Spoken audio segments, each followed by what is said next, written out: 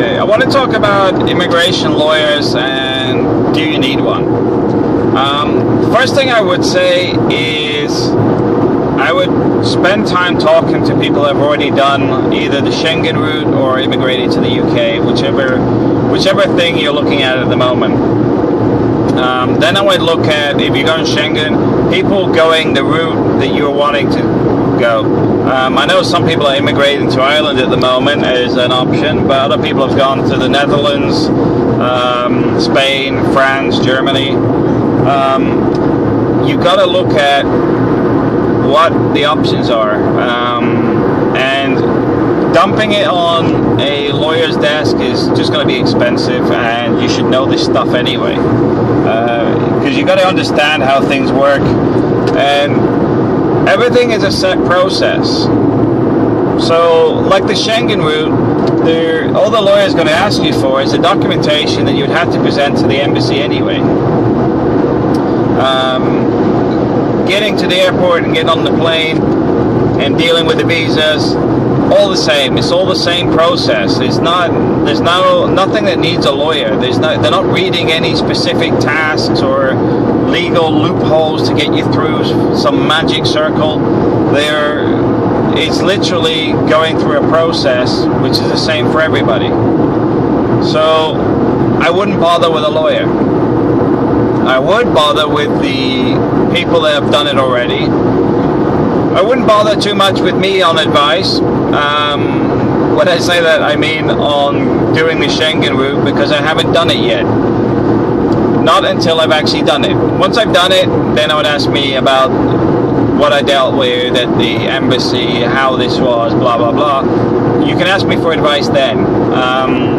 Right now, these videos are just a work in progress. They're working up to the actual route.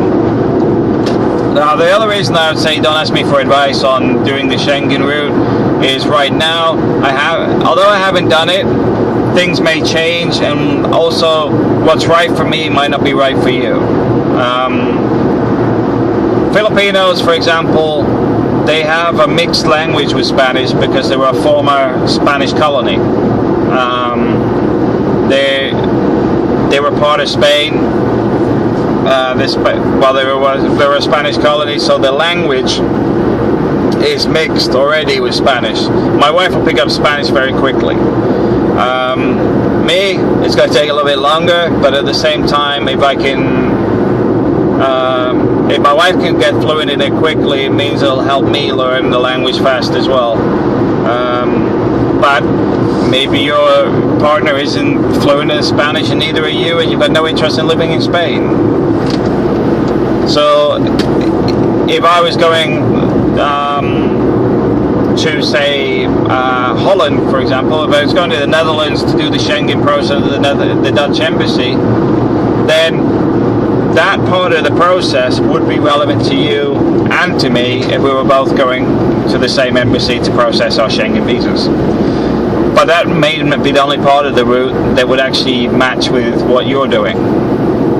But I haven't done mine yet, so I cannot offer advice on what it's like at the Dutch embassy in the Philippines and how long it takes to process and everything else until I've physically done it.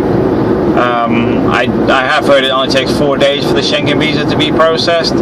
At the same time, I've also heard people having issues with different embassies, but I would say go back to that video I wrote on being nice, because some of the problems that people face are simply to do with manners and how to deal with people. You gotta be prepared for these things. You can't just go haphazard, but you do not need a lawyer. When you do need a lawyer, it's when it comes down to having issues with the process. Now, you don't need it for everything. If you're rejected for your visa because they said that you didn't have a certain form or something like that, guess what you have to do is just fill in the form that was missing. It's not rocket science. If it's refused for other reasons, such as they believe your marriage is a sham or something else, then I would have to say, look at the marriage. and what documents did you provide? If it was just your wedding photo and it's like, look, we're a couple, that may not be enough to satisfy anybody at any embassy.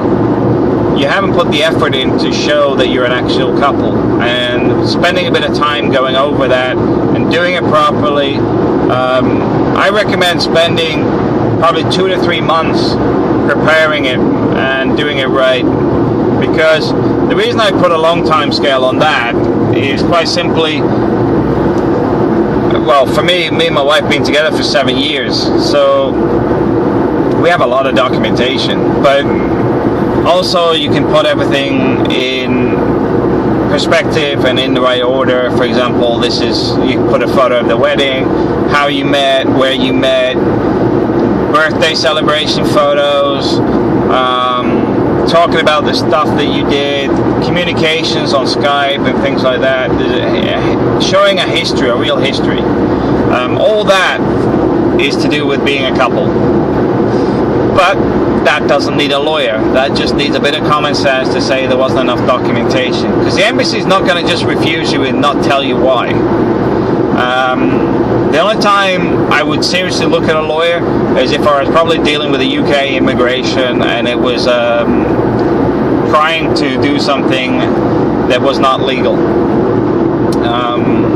For example, if I got the Schengen, moved to Spain this year, did a year there with my wife, and then decided we wanted to move to the UK, and then they turn around and say, no, you can't do that, you're not a real couple.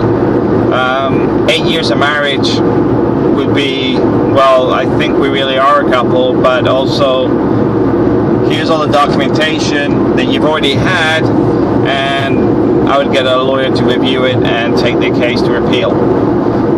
That's when I would actually look at a lawyer. Below that, it may be easier to just go, oh, give the lawyer some money, but personally I would actually want to know the legal process and any issues, because there's no guarantee the lawyer's going to do any better than you are, because they might even just give it to a junior to process and they just sign it off.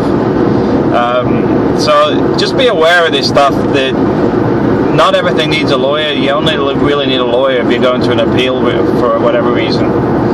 Okay, that's my opinion, by the way. I mean, I know some people, they choose lawyers to do it because it just makes life easier for them. Because if you've got a lawyer dealing with all your documentation and just saying, send me this, send me this, send me this, and they put it in a nice folder and prepare it for you, suddenly you don't have to worry about it. So it's all up to you. But personally, I see it as a waste of money, except at appeal level. Okay, thanks for listening.